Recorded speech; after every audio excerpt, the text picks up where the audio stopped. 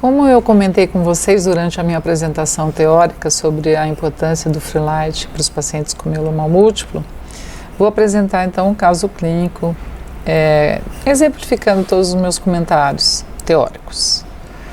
Então aqui nós temos uma paciente de 52 anos, do sexo feminino, que em exames de rotina em 2009, ela apresentava uma hemoglobina normal, uma creatinina normal, um cálcio normal e um achado de um componente monoclonal na eletroforese de proteína. Uma imunofixação identificou, então, uma imunoglobulina A, uma IgA lambda, uma IgA aumentada de 1.650 mg por decilitro, uma beta-2 microglobulina normal, albumina normal, um DHL normal. E naquela época, em 2009, nós não tínhamos aqui no Brasil a dosagem do Free Light. E só para lembrar que agora nós temos, inclusive está no rol da ANS, é muito fácil o acesso hoje em dia para o exame. Na biópsia de medula óssea, ela apresentava então 8% de plasmócitos monoclonais com restrição de lambda. Na época, o FISH, para avaliar alterações citogenéticas, não foi realizado. E na época também, o exame de imagem que nós fazíamos, isso há 11 anos atrás, era a radiografia do esqueleto, não apresentava nenhuma lesão. Então, qual é o diagnóstico dessa paciente? Então, uma paciente de 52 anos e o diagnóstico é, então, uma gamopatia monoclonal de significado indeterminado, IgA lambda. Vamos para o follow-up dessa paciente. Então, considerando, então, 2009 e o segmento até 2016, coloquei aqui nessa tabela o componente monoclonal e não todos os outros exames, porque os outros exames não estavam alterados naquele momento. Mas vocês percebem que, então, a IgA, que era de 1.650, ela, em 2011, 2 anos depois, estava 1.810, em 2015 normalizou a IgA e em 2016 normalizou a IgA.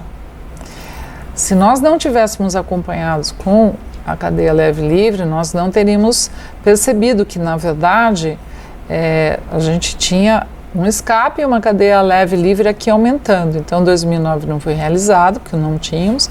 Em 2011 foi a primeira vez que nós tivemos acesso ao exame para essa paciente e vocês podem ver que já ela era lambda, né? Então está aqui no denominador, então 0,11 mostrando que a cadeia lambda devia estar aumentando.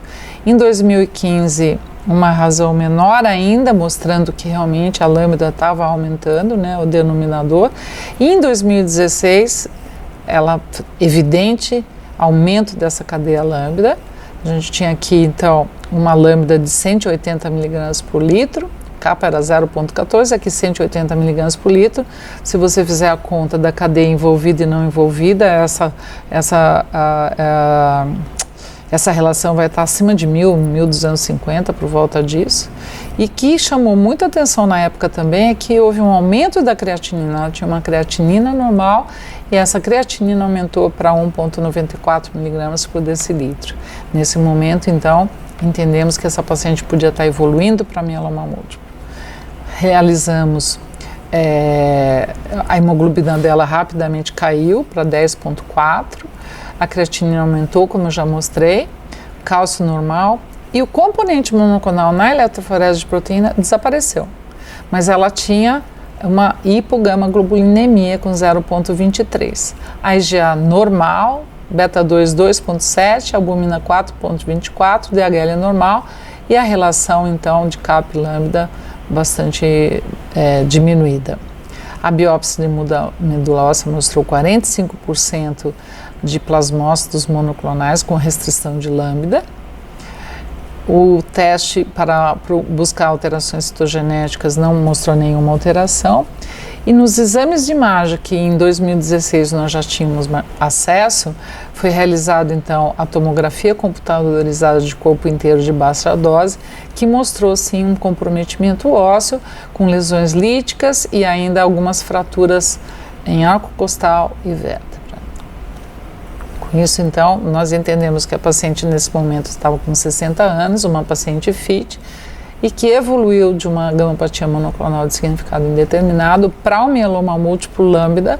Não encontramos, então, a imunoglobulina intacta IgA, e foi o que nos ajudou nesse segmento, foi realmente o acompanhamento com o Freelite para nós suspeitarmos no momento que ela estava evoluindo. Estadiamento, um ISS de 1 e um ISS revisado de 1 também.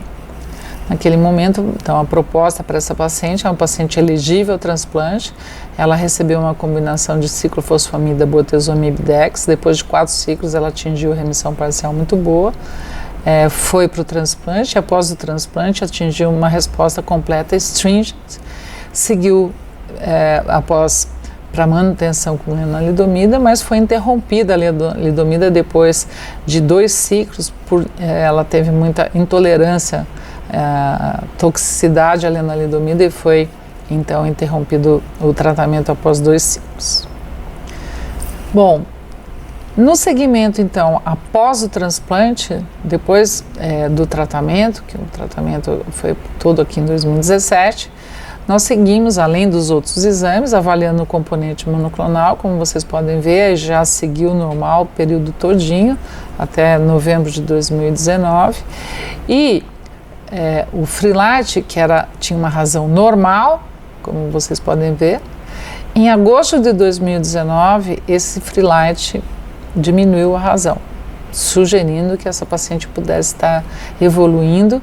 Repetimos os exames dela em novembro, mostrou que realmente estava provavelmente aumentando a lambda, e por isso a razão CAP lambda diminuindo. Então nós decidimos investigar essa progressão. Então, no final de 2019, ela não apresentava anemia, a creatinina estava normal, cálcio normal, sem pico monoclonal na eletroforese, IgA normal, beta-2 normal, albumina normal, DHL e apenas o CAP lambda alterado. Realizamos então a biópsia da medula óssea, que mostrou 25% de plasmócitos monoclonais na medula, com restrição lambda, caracterizando então uma recaída da doença, uma recidiva. Realizamos aqui então o teste, o FISH, em células, em plasmócitos aqui separados, e identificamos inclusive uma alteração com uma amplificação de 1 em 30 a 40% das células. Do ponto de vista de imagem, nós repetimos a imagem para ver se havia novas lesões ósseas. Então a tomografia computadorizada de corpo inteiro não mostrou nenhuma lesão óssea. Então o que nós observamos agora, uma paciente então no momento com 62 anos, FIT, com mieloma múltiplo lambda, numa primeira recidiva ISS1 e o RISS1. Eu acho que este caso clínico ilustra muito bem a importância realmente e a aplicabilidade clínica do Freelite para o diagnóstico, para avaliação de resposta e principalmente para o follow-up, para o segmento, para o monitoramento desses pacientes. Então, nós vimos que foi uma paciente que era desde o início tinha uma imunoglobulina intacta IgA, uma cadeia leve lambda, e que no decorrer da evolução, não só do diagnóstico, como depois do tratamento, agora na recaída, o Freelite contribuiu e muito para a suspeita no diagnóstico, para a suspeita na recaída, e claro que foram os outros exames que nos ajudaram a fazer o diagnóstico e que também agora estão confirmando a recaída da doença. Então, fica claro que o Freelite é fundamental para o diagnóstico, avaliação de resposta e monitoramento dos pacientes com mieloma múltiplo. Um exame simples e atualmente de muito fácil acesso, que deve ser considerado para os pacientes com mieloma múltiplo. Muito obrigada.